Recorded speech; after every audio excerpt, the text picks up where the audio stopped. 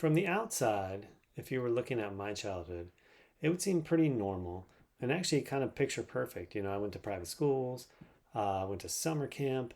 I always had a roof over my head. I never wondered where my next meal would come from. I had clothes, all of my needs in that sense, all my material needs were more than met. But if you zoomed in, you would start to notice that there was something missing. And so, um, because we're looking at how does someone become a narcissist, and certainly part of it is you often have a narcissistic parent that you learn from, which I did. That was my mom. But you also have to get this special recipe of messages from your world, from your caregivers, to really set that loose in you. And so, for me, a lot of that was through lack of emotional connection. So, you could call it neglect or whatever, but, it just was absent from my childhood. I mean, I really could count on one hand the number of times I can remember being lovingly embraced or being kissed by either my parents or even being told, I love you. So much so that when I would hear that with other kids, like they would get dropped off by their parents, like at the carpool line, or get off the phone with their mom or dad and be like, oh yeah, I love you, or I love you. It would make me feel uncomfortable. I kind of cringe because it was so foreign. It was never a part of the story of my childhood. And so when I would hear other people doing it, I'd be like, oh, that's just weird because it was just so unfamiliar to me. And this, while, like I said, my material needs were met. So I appreciate that. My parents were doing the best they knew how. So I don't blame them in that way. But I think understanding where some of this comes from in our past is really important to understanding how we got to where we are, the gravity of how much that affects us. And then that awareness allows us to begin to set ourselves free to create a life that we want rather than be stuck in sort of all this reflexive patterning that happens. Um, and so, um, being emotionally connected to, being nurtured, and having physical affection and loving talk is a actual nutrient that we require as young people, as babies and little kids.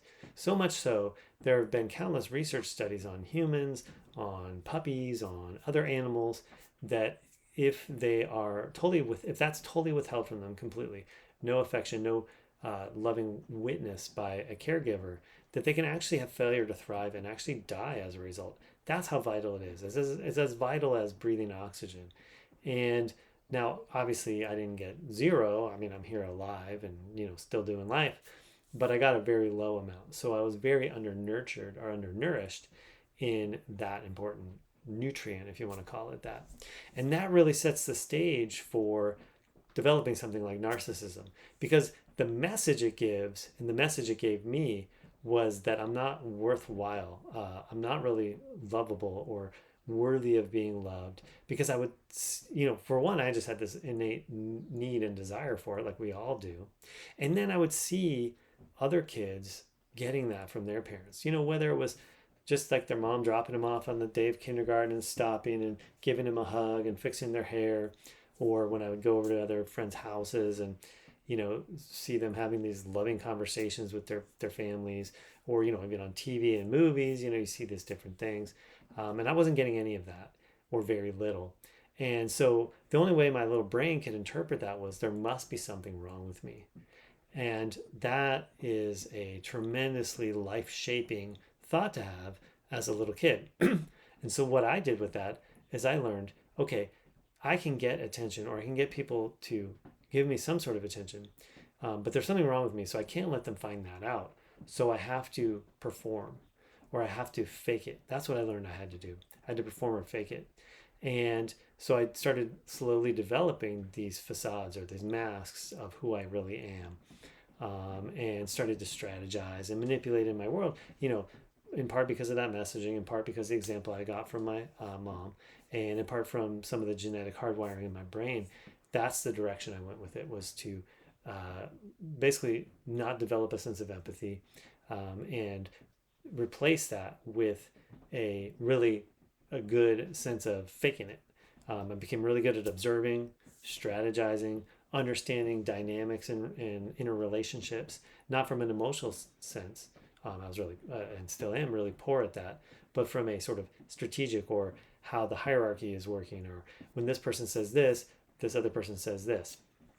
It became like math almost. Like when person A says, I feel hurt by this, then person B is supposed to say, oh, I really hear that and I understand that. I didn't understand it in the sense that like I didn't feel any of that, but I could picture it. And so that served me in a certain sense from a lot of my life. I made it through. I had girlfriends, I had friends, I did social things, but it was all from this standpoint of observing and then responding to people the way I thought I was supposed to, or the way I thought they wanted me to. But as I got further in life and started to have more closer, deeper relationships, that sets up all the red flags, because the whole point of this false self that's created, or this fakeness, is to not let anybody see the real me, because if they see the real me, they'll find out the message that I believed as a little kid, which was there's something wrong with me. And if somebody knows that, they're not going to love me. So I have to keep them loving this other viewpoint of me. So that emotional vacancy is such a big part of it. And,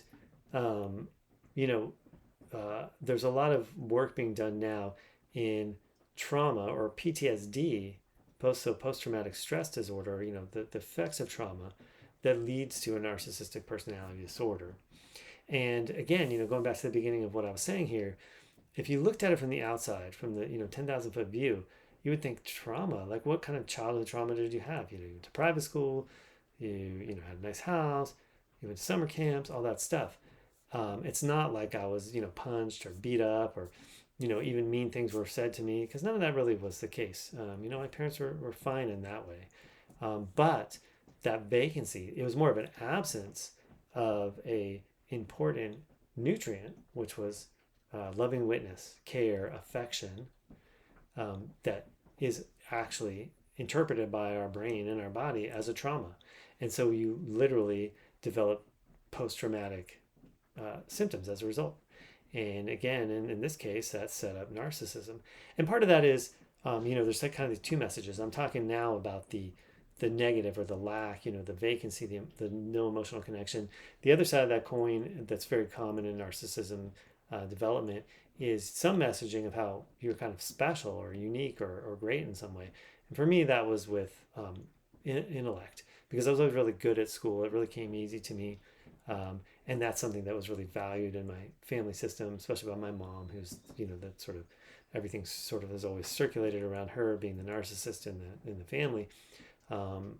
And so on the one hand, I got this message of how great I am and special I am because I'm good at school and have a really, sharp mind, combined with this message that was overwhelming about how there's something must be wrong with me because I'm not worthy of being loved or cared about in the way that I really kind of need as a young, baby and a young kid and all of that.